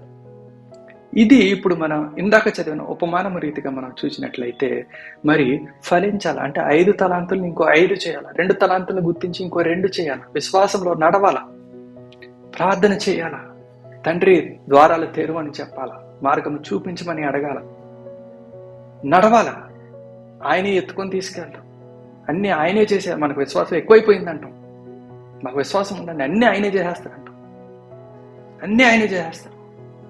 మన ఉద్యోగం ఆయనే చేస్తాడు, మన వ్యాపారం ఆయనే చేస్తాడు, అన్నీ ఆయనే చేస్తాడు. మన చేతికి మాత్రం ఫలాన్ని ఇచ్చేయాలి, ఊరికినే డబ్బులు ఇచ్చేయాలి మన చేతికి. అది విశ్వాసం అంటాం. కానీ అది విశ్వాసం కాదు, అది సాతాను మీ హృదయంలో ఉంచిన మోసం. విశ్వాసం అంటే తలాంతును గుర్తించడం, దాన్ని బట్టి ప్రయత్నం చేయడం, దానిని అభివృద్ధి చేయడం, దాన్ని ప్రభు దగ్గరికి తీసుకురావడం, ప్రభువుని దాన్ని బట్టి స్తుతించడం, మహిమపరచడం. అప్పుడు ఆయన బల మంచిదాసుడా అని చెప్పి మరి దానిని, ఆ ఫలాన్ని గుర్తించి మరి అప్పుడు ఆయన నియమిస్తాడు, ఆయన సంతోషంలో పాలుపొందనిస్తాడు. లేకపోతే వెలుపట పారవేయబడతాడు. ఇక్కడ కూడా మరి ఆదికాండం 1:28లో కూడా మీరు ఫలించి అభివృద్ధి చెంది సమస్తమును లోపరుచుకోమంటారు. సమస్తాన్ని లోపరుచుకోవడం, అధికారం కలిగి ఏలుబడి చేయడం మరి తండ్రి యొక్క చిత్తం. ఆయన అధికారంలో పాలు పంచుకోవడం, అది తండ్రి యొక్క చిత్తం. దాని కొరకు ముందు మనము ఫలించాలి, అభివృద్ధి చెందాలి. ఈ ఫలింపు అభివృద్ధి అంటే ఏంటో తెలియకుండా, అది ఏ రకంగా వచ్చిందో ఎక్కడైందో తెలియకుండా, నేను విశ్వాసిని, నేను ఆయనతో పాటు వెళ్తున్నాను, ఆయన నన్ను పోషిస్తాడు, ఆయన సమస్తము చూసుకుంటాడు, ఆయన నాకు అన్నీ అనుగ్రహిస్తాడు అంటే అది విశ్వాసము కాదు, అది మూఢనమ్మకము, గురుడితనము. మూఢత్వమునకు మరి ప్రభు యొక్క విశ్వాసానికి ఉన్న వ్యత్యాసము చాలా జాగ్రత్తగా గమనించాలి. అయితే ఈ ఫలించడము, అభివృద్ధి పొందడము అన్న దాని గురించి మరి ఇంకొక చోట మనం చూసినట్లయితే మరి ఏబేలు జీవితంలో ఇది ఎలా జరిగిందన్నది మనం చూసినట్లయితే మరి ఆదికాండము 4వ అధ్యాయము 3 నుంచి 7వ వచనం వరకు మనం చూసుకున్నట్లయితే, కొంతకాలమైన తరువాత కయీను పొలము పంటలో కొంత యెహోవాకు అర్పణగా తెచ్చాను. హేబేలు కూడా తన మందలో తొలిచూలిన పుట్టిన వాటిలో కొవ్విన వాటిని కొన్ని తెచ్చాను. యెహోవా హేబేలును అతని అర్పణను లక్ష్యపెట్టెను, కయీనును అతని అర్పణను ఆయన లక్ష్యపెట్టలేదు. కాబట్టి కయీనుకు మిక్కిలి కోపము వచ్చి అతడు తన ముఖము చిన్నబుచ్చుకొనగా, యెహోవా కయీనుతో, నీకు కోపమేలా, ముఖము చిన్నబుచ్చుకొని ఉన్నావేమి? నీవు సత్క్రియ చేసిన ఎడల తలనెత్తుకొనవా? సత్క్రియ చేయని ఎడల వాకిట పాపము పొంచియుండును, నీ ఎడల దానికి వాంఛ కలుగును, నీవు దాన్ని ఏలుదువైను. ఈ వాక్య భాగంలో చూసుకున్నట్లయితే మరి ఏబేలు తన మందలో తొలిచూలు పుట్టిన వాటిలో కొవ్విన వాటిని కొన్ని తెచ్చాను. అంటే ఏబేలు మరి గొర్రెల కాపరి, మరి కయీనేమో మరి వ్యవసాయం చేసేవాడు. అంటే ఇతనికి ఒక తలాంతి ఇవ్వబడింది, అతనికి ఒక తలాంతి ఇవ్వబడింది. అయితే మరి ఆ తలాంతులో ఉన్న విశ్వాస్యత ఏంటి? ఇద్దరు కూడా మరి ప్రభువుని నమ్ముకున్న వారే, తండ్రిని అంగీకరించిన వారే, తండ్రి తమ దేవుడిగా కలవారే. అయితే హేబేలు కూడా తన మందలో తొలిచూలున పుట్టిన వాటిలో కొవ్విన వాటిని కొన్ని తెచ్చాను. ఇక్కడ తొలిచూలున పుట్టినవి అంటే పుట్టినవి అంటే ఏంటి? మంద అభివృద్ధి చెందింది. అంటే మందను చాలా జాగ్రత్తగా మేపాడు, మందని చాలా జాగ్రత్తగా కాచుకున్నాడు. కాబట్టి అవి అభివృద్ధి చెందినవి. ఆ తొలిచూలిన వాటిలో క్రొవ్విన వాటిని అంటే ఇంకా చాలా జాగ్రత్త తీసుకొని వాటిని చక్కగా కొవ్వే విధముగా, మంచి బరువు పెరిగే విధముగా మరి మేపుతున్నాడు. అంటే తన పనిలో తనకి నైపుణ్యం ఉంది. ఆ నైపుణ్యతను బట్టి మరి ఏంటంటే అతను మందను అభివృద్ధి చేయగలిగాడు. అలాగే ఆ మందలో అభివృద్ధి పొందిన వాటిలో కూడా మరి కొవ్విన వాటిని తీసుకొచ్చి ప్రభుకి మరి అర్పించినట్లుగా చూస్తాం. యెహోవా హేబేలును అతని అర్పణను లక్ష్య పెట్టాను. అంటే అసలు ప్రభు మనల్ని లక్ష్య పెట్టాలంటే మరి మన అర్పణ చూస్తాడు ప్రభు. ఉత్తినే మాటలు అర్పించుకుంటున్నావా? అంటే ఉత్తుత్తి ప్రార్థన చేస్తున్నావా? నీకు ఇది అర్పించేసాను ప్రభు, నా జీవితాన్ని అర్పించేసాను ప్రభు, మొత్తం నా అన్నీ అర్పించేసాను ప్రభు, నా సమస్తము ఇదే ప్రభు అని ఉత్తుత్తి మాటలు చెప్తున్నామా? లేకపోతే ఆయన మనకిచ్చిన తలాంతి ఏంటి, ఎంత అభివృద్ధి చేశాము, తిరిగి ఆయన దగ్గరికి ఏ ఫలాన్ని తీసుకొచ్చి చూపిస్తున్నాం అన్నది మనం చేస్తున్నామా? లక్ష్య పెట్టాను. కయీనును అతని అర్పణను ఆయన లక్ష్య పెట్టలేదు. కాబట్టి కయీనుకు మిక్కిలి కోపం వచ్చి తనకు ముఖము చెందబుచ్చుకొనగా యెహోవా కయీనుతో, నీకు కోపమేలా, ముఖము చెందబుచ్చుకొని ఉన్నావేమి? ఇక్కడ కయీనుకి మరి విశ్వాసముగా లేడు, మంచి అర్పణ తీసుకురాలేదు. మరి నేను చిన్నతనంలో అనుకునేవాడిని, దేవుడు కయీను అర్పణని లక్ష్య పెట్టలేదు, మరి హేబేలు అర్పణని లక్ష్య పెట్టాడు అంటే మరి దేవుడు కూడా నాకులాగే నాన్ వెజిటేరియన్ అంటే ఇష్టమేమో, అందుకని మరి హేబేలు అర్పణ లక్ష్య పెట్టాడు, కయీను అర్పణని తోసేసాడు అనుకునే. కానీ దేవుడికి కావాల్సింది వెజిటేరియన్ నాన్ వెజిటేరియన్ అని కాదు, కానీ మరి విశ్వాసమా అవిశ్వాసమా, నైపుణ్యమా అభివృద్ధ, ఫలమా అన్నది చూశాడు దేవుడు. అవి ఎక్కడ ఉన్నాయో అతనిని అంగీకరించాడు దేవుడు, అతని అర్పణను లక్ష్య పెట్టాడు దేవుడు. అవి లేని వాడిని, అతని అర్పణని తోసిపుచ్చాడు దేవుడు.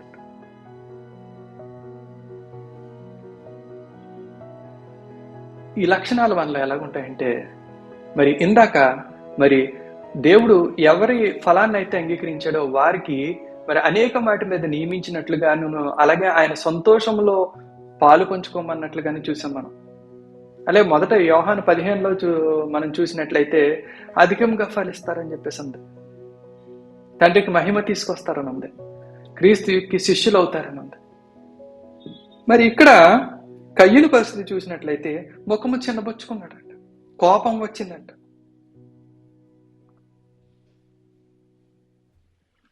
మనము ముఖము చిన్నబుచ్చుకునే పరిస్థితులు, మనకు కోపం వచ్చే పరిస్థితులు మన జీవితంలో ఎందుకు వస్తాయంటే సరిగా చేయకపోవడం వల్ల. కాబట్టి కయ్యూను మిక్కిలి కోపం వచ్చాను, అందుకు నీకు కోపమేలా, నీ ముఖము చిన్నబుచ్చుకున్నావేమి, నీవు సత్క్రియ చేసిన ఎడల తలనెత్తుకొనవా. అంటే మన సత్క్రియ, మంచి పని. మంచి పని అంటే ఏంటి? మన తలాంతను గుర్తించి ప్రభుకు ప్రార్థన చేసి దానిని ఫలింపచేసి దానిని అభివృద్ధి చేసి దాన్ని తిరిగి ప్రభు దగ్గరికి తీసుకుని వచ్చి ఒక అర్పణగా, ఒక సూచనగా మరి ప్రభు సన్నిధిలో ఉంచడం అనేది ఒక సత్క్రియ. సత్క్రియ చేస్తే, సత్క్రియను లక్ష్య పెడితే, సత్క్రియ చేద్దామన్న ఆలోచన ఉంటే మరి మనకు కోపం కలగదు. మనం ముఖం చిన్నబుచ్చుకునే పరిస్థితులు రావు, మనం తలెత్తుకునే పరిస్థితులు వస్తాయి. కాబట్టి ఏంటంటే మరి క్రైస్తవులు ఈ దినములలో మరి ఎందుకు తలదించుకొనిచున్నారు? గొప్ప కార్యములు అన్యులు చేస్తున్నారు. వారి కింద పనిచేసే పనులు, వారు విడిచిపెట్టినవి వాడుకునే పనులు, నీచమైన పనులు, హీనమైన పనులు చేయవలసిన పరిస్థితి ఎందుకు వస్తుంది అంటే మనము సత్క్రియను ఉద్దేశించక, సత్క్రియను చేద్దాం మన ఆలోచన మనకి లేక, తలాంతును గ్రహించాల. తలాంతు ఇస్తాడు దేవుడు, ఇవ్వకుండా ఎవరిని పంపిణీ లోకం అనుకో. కాబట్టి ఏంటంటే ఇక్కడ మరలా మనం ప్రభువు ఎవరిని లక్ష్య పెడతాడు, ఎవరిని అంగీకరిస్తాడు, ఎవరిని తనలో ఉండనిస్తాడు, ఎవరిని సంతోష పెడతాడు, ఎవరిని తన సంతోషంలో పాలివారమిగా చేసుకుంటాడు, ఎవరికి అధికారం ఇస్తాడు, ఎవరిని నియమిస్తాడు, ఎవరిని పంపిస్తాడు అని ఆలోచించినట్లయితే అది శ్రమ పడేవారిని, కష్టపడేవారిని, సత్క్రియ చేసేవారిని, ఫలింపు ఉద్దేశం ఉన్నవారు, తలాంతులు గలవారిని. అంతే తప్పించి ఏమీ లేదన్న వాడికి కలిగినది కూడా తీసేస్తాడని మరి మనం చదువుకున్నాం.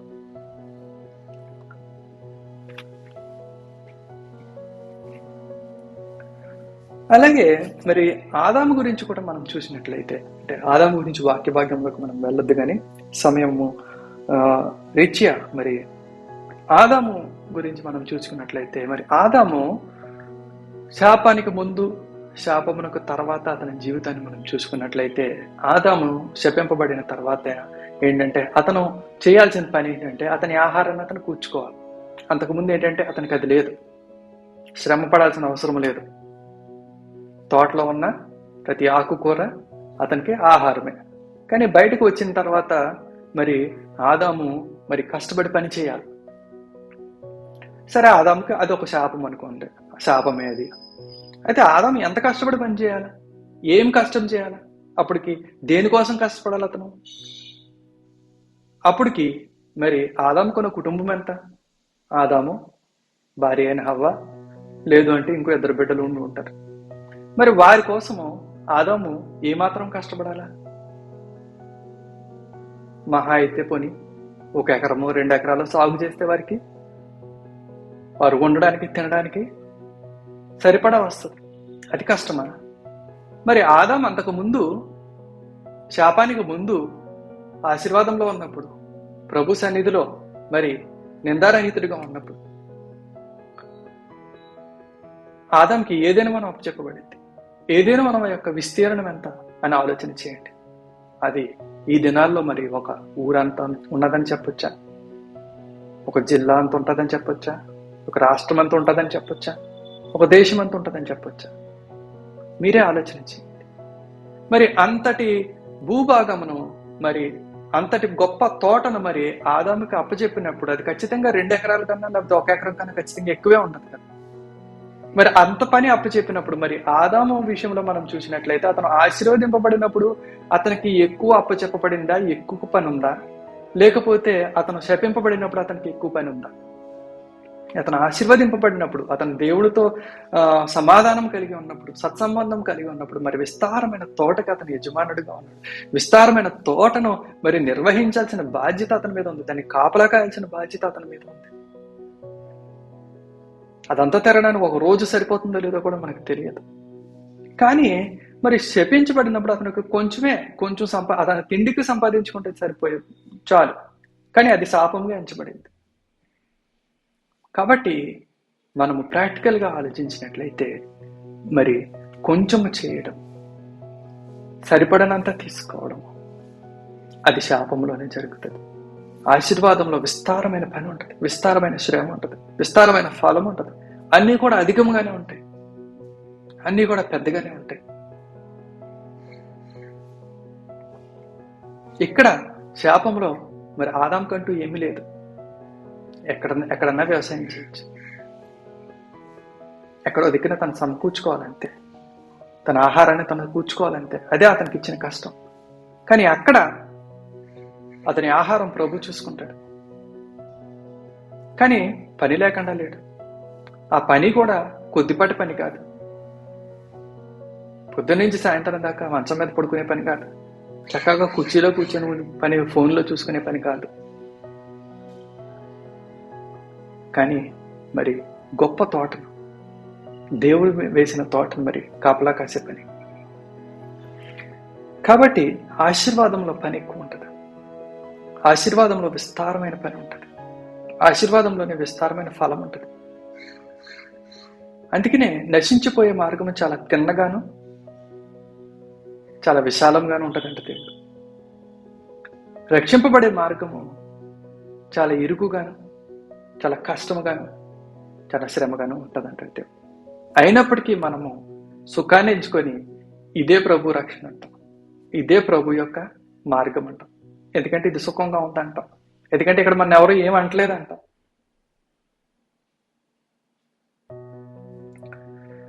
కాబట్టి అభిషేకము ప్రభు ఎంపిక, ప్రభు ఎన్నిక, ప్రభు నియమించటం మనల్ని ఒక పని మీద, ఒక అధికారంలో నియమించటం అనేది ఊరికనే జరగదు. కానీ లేకపోతే అభిషేకం అనేది ఊరికనే రాదు. కానీ మనం ఎలాగుంటుందో చూడడానికి, సరదాగా ట్రై చేయడానికి, లేకపోతే అది వస్తే ఏమవుతుందో తెలుసుకోవడానికి, లేకపోతే అది వస్తే ఎలాగుంటుంది అలాగుంటుంది అనుకోవడానికి అభిషేకము ఇవ్వబడదు. కానీ మరి అభిషేకము ఏలుబడి నిమిత్తము, ఆయన నియమింపు నిమిత్తము, ఆయన ఒక దాని మీద నియమించాలంటే, ఆయన చేతిలో ఒక పనిముట్టుగా ఉండాలంటే, లేకపోతే ఆయన నామంలో ఏలుబడి చేయాలంటే అప్పుడు అభిషేకం అవసరమై ఉంటుంది. ఆయన అందు నిమిత్తం అభిషేకం ఇస్తాడు తప్పించి మరి ఊరికే మన గొప్ప కోసం, అది వచ్చిన తర్వాత ఏదైనా చేస్తానంటే కాదు. అభిషేకం ఇవ్వమానండి, అప్పుడు నేను సేవ చేస్తానంట. అభిషేకం ఇవ్వమానండి, అప్పుడు నేను ప్రవచిస్తానంట. అభిషేకం ఇవ్వమానండి, అప్పుడు నేను స్వస్థపరుస్తానంట. అభిషేకం వచ్చేకి ఏదో చేయడం కాదు, చేసే వాళ్ళకి దేవుడు అభిషేకం ఇస్తాడు. అయితే మరి ప్రభువు మనని ఏ రకంగా వాడుకుంటాడు, ఏ రకంగా నియమిస్తాడు అన్నది కానీ మనం చూసినట్లయితే, మరి ఇర్మియా రాసిన పత్రిక 51వ అధ్యాయము, ఇర్మియా గ్రంథం 51వ అధ్యాయము 20వ వచనంలో చూసినట్లయితే, నీవు నాకు గండ్ర గొడ్డలి వంటి వాడువు, యుద్ధాయుధము వంటి వాడవు, నీ వలన నేను జనములను విరగొట్టుతును, నీ వలన రాజ్యములను విరగొట్టుచున్నాను అంటే ప్రభు మనల్ని ఇంకా గొప్ప ఫలములోనికి, ఈ లోకంలోనే మనం ఒక గొప్ప పని కార్యము చేయగలిగే వారంగా మనం తీర్చిదిద్దడానికి మరి అభిషేకమును వాడతాడు దేవుడు. అభిషేకం ఏంటంటే ఒక భూతద్దం లాంటిది. మనం ఎందులో ఉన్నామో దాన్ని అధికము చేస్తుంది. మనం శాపవచనాలు మరి పలికేవారమా, అనవసరమైన మాటలు మాట్లాడేవారమా, లోకవార్తలు చెప్పుకునేవారమా, మన మీద అభిషేకం వచ్చిందనుకోండి, అది ఇంకా గొప్పగా చేస్తాం. మన తెలియని వాళ్ళని, ఎక్కడెక్కడో ఉన్న వాళ్ళని, పేపర్లో కనబడిన వాళ్ళని, ఫోన్లో కనబడిన వాళ్ళని కూడా మనం శపిస్తూ ఉంటాం. మనకు సంబంధం లేని వాళ్ళు కూడా దూషిస్తూ ఉంటాం. కాబట్టి ప్రభు అలాంటి పని చేయడు. మీరు వాక్యం పలికేవారు అనుకోండి, వాక్యాన్ని ఎత్తిపెట్టి ప్రార్థన చేశారనుకోండి, వాక్యాన్ని ప్రవచించేవారు అనుకోండి, వాక్యానుసారంగా ఆయన తీర్పుల కోసం కనిపెట్టేవారు అనుకోండి, ఆయన తీర్పులను ప్రవచించేవారు అనుకోండి, అప్పుడు మీ వెతికి ప్రవచనాత్మ వస్తుంది. మీరు సత్యమును గ్రహించేవారు అనుకోండి, సత్యము కొరకు కనిపెట్టుకునేవారు అనుకోండి, సత్యాన్ని వెదికేవారు అనుకోండి, అప్పుడు మీకు దర్శన వరం వస్తుంది.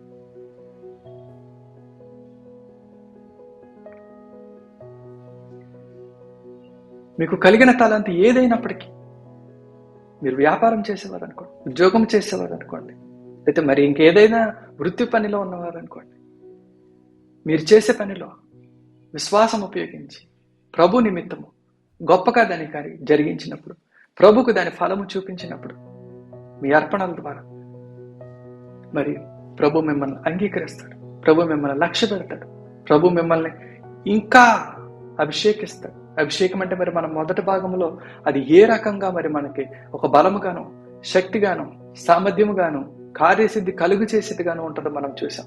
అవన్నీ మన పక్షముగా పనిచేస్తే మనకు గొప్ప ద్వారాలు తెరవబడతాయి. అందుకే దేవుడు కొంచెములో నమ్మకముగా ఉన్నవాడికి అధికములో కూడా ఇస్తాను.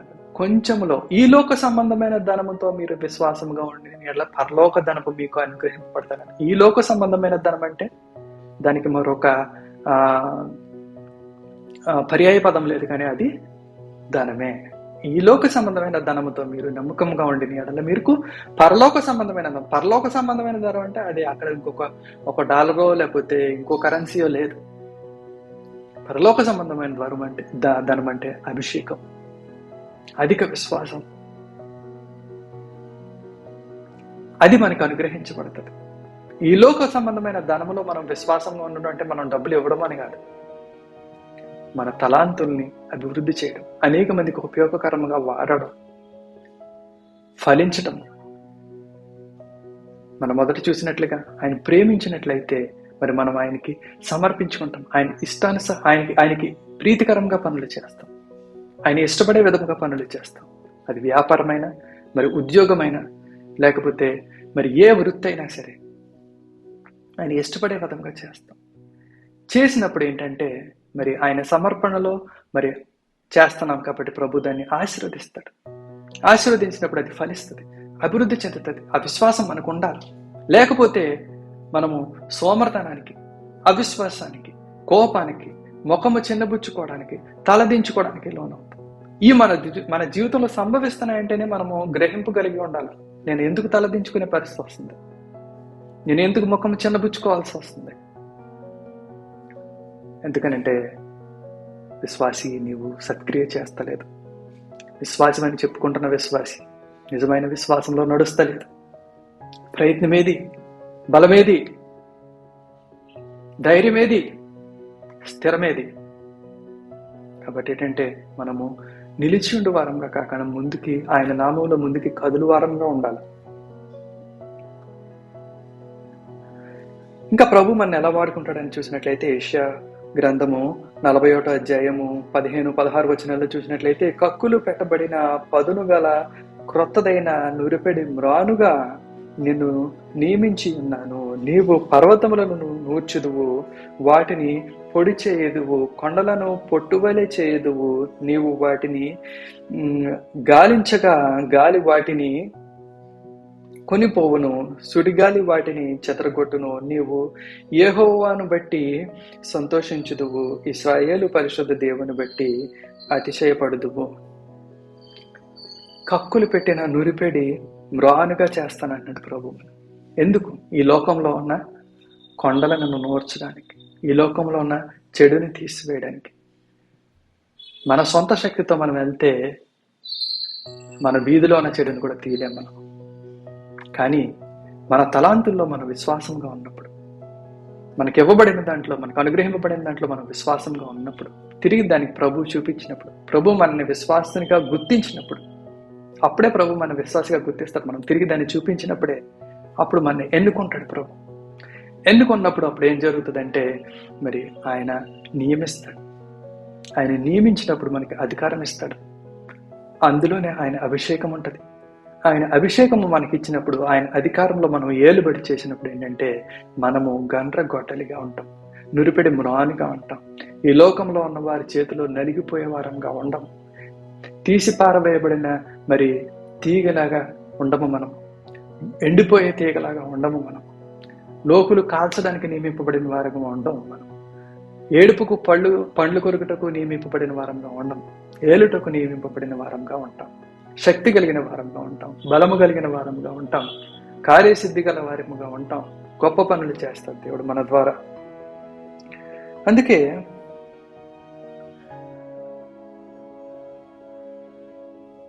చెప్తారు, అయితే తమ దేవుని ఎరుగువారు బలము కలిగి గొప్ప కార్యములు చేయుతారు. బలము కలిగి, మనం మొదటి భాగంలో చూసినట్లయితే బలము అభిషేకముగా చూసాం, మనం అభిషేకం అని బలముగా చూసాం.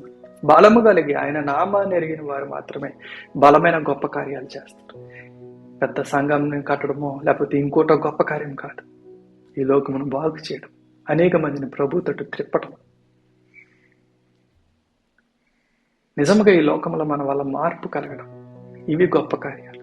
అవి ఆయన నామమును ఎరిగిన వారు, ఆయన బలాన్ని పొందుకున్నవారు, లేదా ఆయన అభిషేకము గలవారు మాత్రమే చేయగలుగుతారు.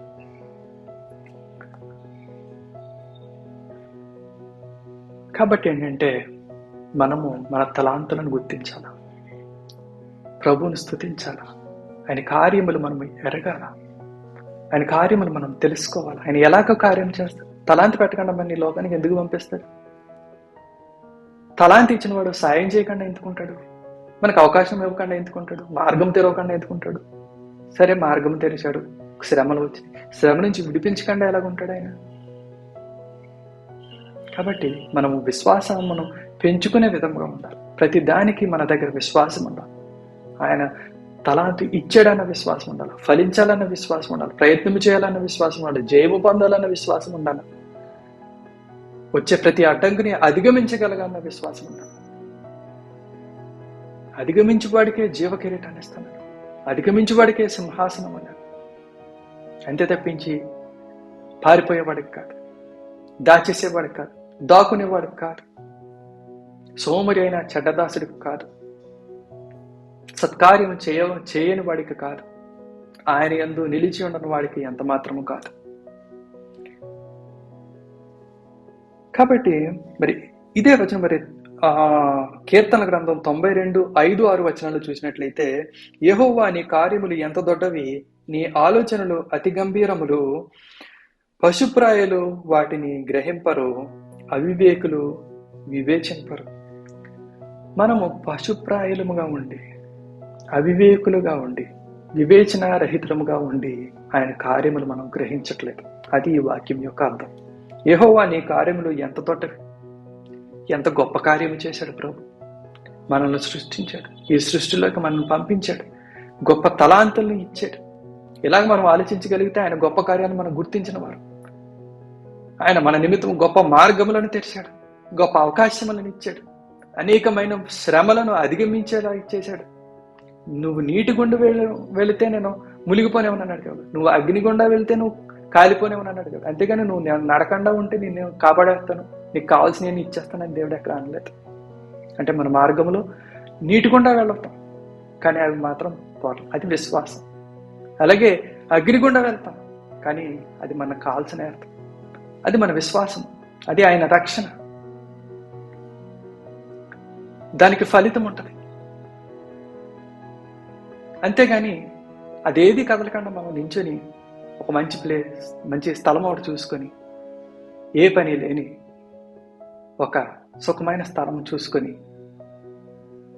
మనకొచ్చే లేమికి, మనకొచ్చే దరిద్రాన్ని ఓచుకుంటూ దాన్నే విశ్వాసం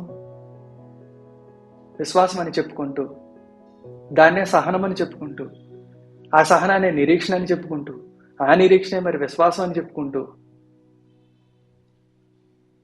అది మోసము పెట్టలేరు విశ్వాసులారా. అది మోసం, అది సాతాను మనల్ని నిర్వీర్యం చేయడానికి, ఏ కార్యము చేయని వారుగా బలహీనులుగా చేయడానికి వాడుకున్న ఒక అబద్ధం. సులువుగా చిక్కులు పెట్టే సాతాను, సులువుగా మోసము చేసే సాతాను. మనం దేనికోసం అయితే ఆశపడతామో, మన విశ్వాసముగా ఉండాలని ఆశపడతామో, ఆ విశ్వాసంలోనే మనం మోసం చేస్తున్నారు, ఆ విశ్వాసంలోనే మనల్ని పడగొడుతున్నాడు. కానీ దాన్ని విశ్వాసమని, అయిన దాన్ని విశ్వాసం కాదనుకునే విధంగా చేస్తాం. మనకి వెలుగుని చీకటిగాను, చీకటిని వెలుగుగాను చూపిస్తున్నాడు. దాని ద్వారా మనం మోసపోతున్నాం, ఫలింపు లేకుండా ఉంటున్నాం, నశించిపోతున్నాం, మనుషులకు అప్పచెప్పబడుతున్నాం, హేళన చేయబడుతున్నాం, బలహీనులుగా ఎంచబడుతున్నాం. కానీ ప్రభు మన నిమిత్తము నియమించినదైతే అది కాదు.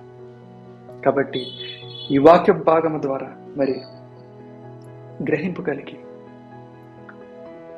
మరి ప్రస్తుత పరిస్థితులను గమనించుకొని విశ్వాస స్థితిని శ్రద్ధగా సరిచేసుకొని మరి మీ విశ్వాసంలో వృద్ధి చెందుతారని, ఫలిస్తారని, ఆయన చేత ఎన్నుకోబడతారని, ఆయన అభిషేకం పొందుకుంటారని, బలమైన కార్యములు చేస్తారని, విశ్వాస జీవితంలో గొప్ప పరుగెత్తి తొదముట్టిస్తారని, కూర్చునేవారుగా కాకుండా, పడుకుని దొల్లేవారుగా కాకుండా,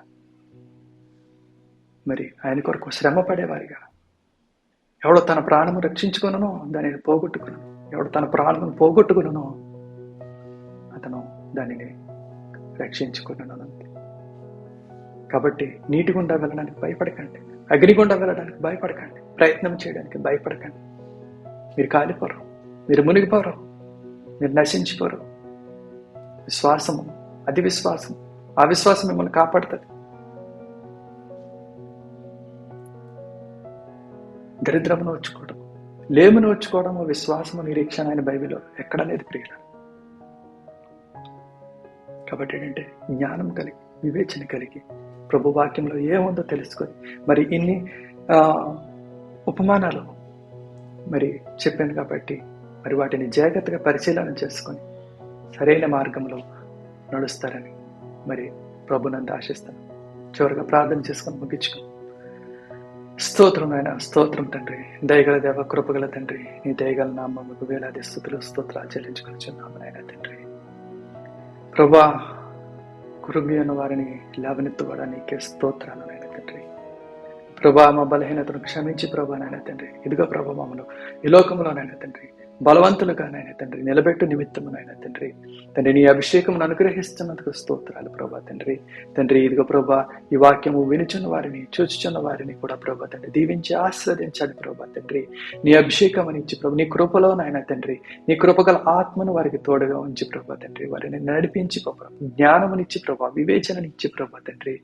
తండ్రి వారికి కార్యసిద్ధి కలుగ చేసి ప్రభా తండ్రి, శక్తినిచ్చి ప్రభా నాయన తండ్రి, బహుగా ఫలింపచేసి ప్రభా తండ్రి, ఆ ఫలము ద్వారా నాయన తండ్రి మరింత అభిషేకంలోనికి వారి వెళ్ళడానికి, అత్యధికమైన అభిషేకము పొందుకోవడానికి, గొప్ప ఫలము, ఘనమైన ఫలము ఫలించడానికి ప్రభా తండ్రి, నీకు మహిమకరంగా జీవించడానికి ప్రభా, నీ నామంలో ఏలుబడి చేయడానికి ప్రభా, నీ చిత్తము ఈ లోకంలో జరిగింప చేయడానికి ప్రభా నాయన తండ్రి సమస్త కృపను అనుగ్రహించున్నామని నమ్ముచ్చు. సమస్తము సర్వాధికారం గల సర్వశక్తి గల నజరుని ఇస్తున్నాము అడిగి పొందుకొని నమ్ముచున్న మా పరమ తండ్రి.